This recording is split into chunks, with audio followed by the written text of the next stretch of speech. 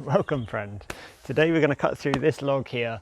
It's a little over 4 foot, which is more than the capacity of the chainsaw mill here. So let's see how we can deal with that.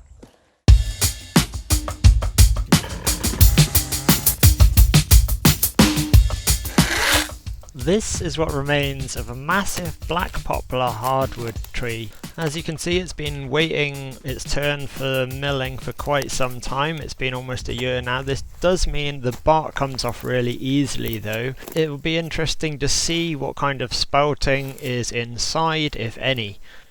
Now before we can get started on milling up the main log, there's this little beast here that's kind of right in the way. I half milled up this log about 6 months ago and it was right in the way of the main trunk of the tree then. Still, it does show the most obvious and easiest way to get around not having enough capacity in the chainsaw mill, and that is to do some inventive swingamy-jiggering and just cut in a different direction. It's certainly not the safest method of chainsaw milling and I probably wouldn't recommend it, but it did work and I was tossing up whether or not to just turn this into firewood, and I'm glad I didn't in the end because it left some quite nice, useful little sized slabs. It was also really nice to see that the poplar wasn't horribly rotten or anything like that. Canvassing from my woody friends and you clever people on YouTube, there seems to be a big divergence of views about poplar's durability. Some people saying it's really great like oak, other people saying it'll rot as readily as soft woods like pine. This particular one seems like it might be somewhere in between those two extremes. Spiritually speaking, this little lump of wood ended up being a nice lesson for me. I approached it quite impatiently, just wanting to get onto the more exciting big log, and I should have been more attentive to the signs, the slow cutting and the chain not really pulling the saw along into the cut, and you saw there the amount of steam coming off the chain. I thought that was because the wood was just still really wet, but actually the chain was exceptionally dull.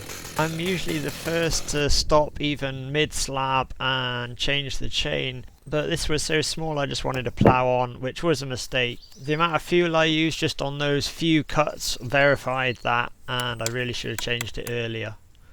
You know when you can see nicks with the naked eye that the chain really is in a bad way. On the plus side, this gives me a chance to show you what I often evangelise about, which is not having a clamp-on chainsaw mill, but rather a bolt-through one. It's so much easier to change the chain because the chain just slides out. There's no need to unclamp the mill at all.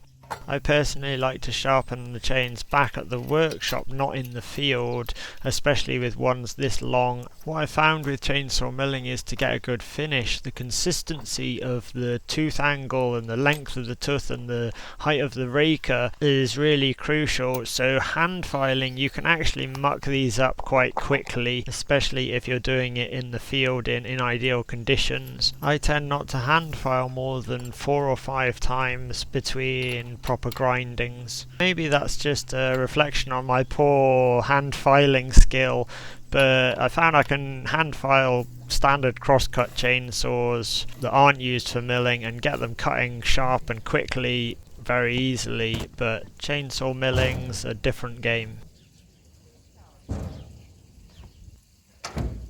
Let's move on to this big log. I've set it up with a bit of scaffolding tower. It's firmly attached. That's our ladder guide.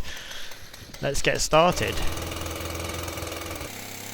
As usual, I like to start quite slowly, ease the chain in before opening the throttle fully. Same deal when it comes to stopping to put wedges in. I stop nice and slowly, start nice and slowly.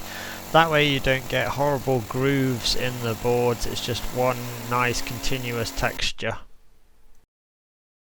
Similarly, you don't really want to hammer the wedges in with any force because that forces the topmost board to shift, which is what you're guiding from, which will also cause grooviness.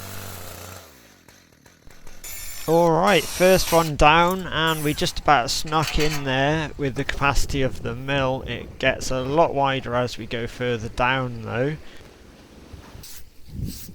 The finish is pleasingly smooth. It's got a nice interesting central feature there. Give me your ideas. What would you make from this? Let me know in the comments. I reckon it would be delightful coffee table material. Now I'm going to cut the rest of the slabs 3 inches thick, and you can see here this is how I adjust the DIY chainsaw mill height. I just have gauge blocks that go down there, and at both ends of the mill there's 2 bolts that tighten the frame to the vertical rails.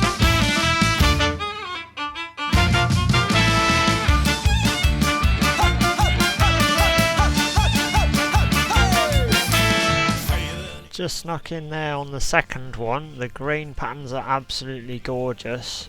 For the next slab down, I'm definitely going to have to do something a bit different to cut through the widest part of the log. After the last debacle with the chain, I thought I'd check to see how much fuel we're using, and it's looking okay.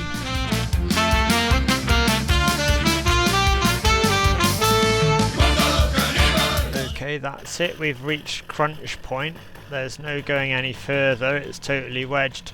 So at the moment my only plan is to undo this part of the mill, slide up that vertical rail, and see if I can continue like that. Along with larger capacity anyway, I'm guessing this may be another great benefit of the bolt-through style mills. But let's not get ahead of ourselves and see how this works. So you can see straight away the mill tends to wander a little bit, pivoting round on its mounting on the power head side of the guide bar. That said, we have made it through, and there's only a very small nib that we haven't cut. Reattaching the mill at the nose end, I'm super encouraged to see the cut hasn't wavered up or down really.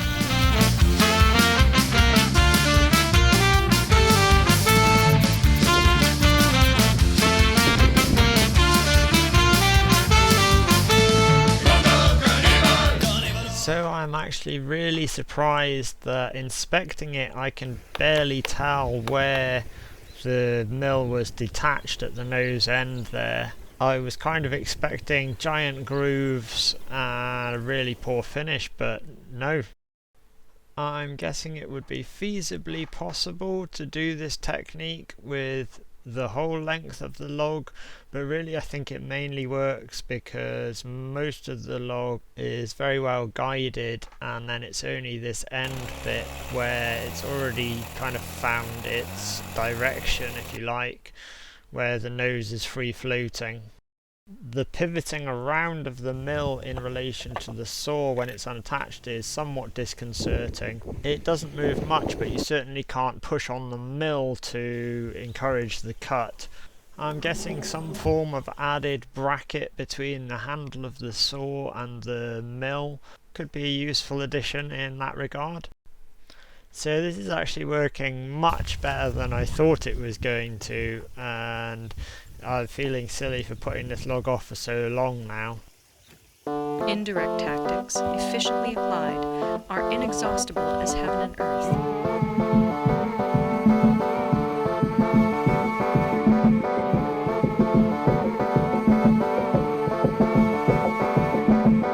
Unending is the flow of rivers and streams. Like the sun and moon, they end but to begin anew. Like the 4 seasons, they pass away to return once more. How you gonna try to be someone when the people can't see you? How you gonna try to open those doors when you don't use a handle? You can walk till you move and you're in control. Like you be in touch with the vibrations. Yeah, ride those vibrations.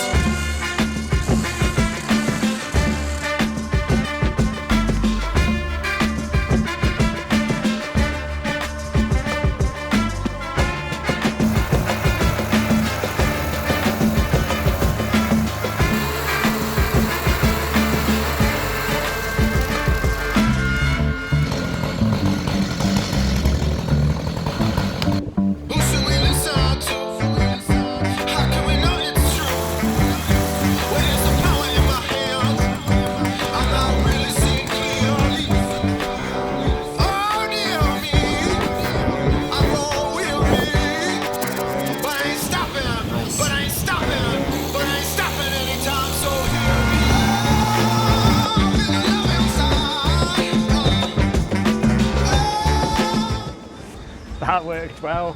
Peace, love, share, subscribe. See you next time.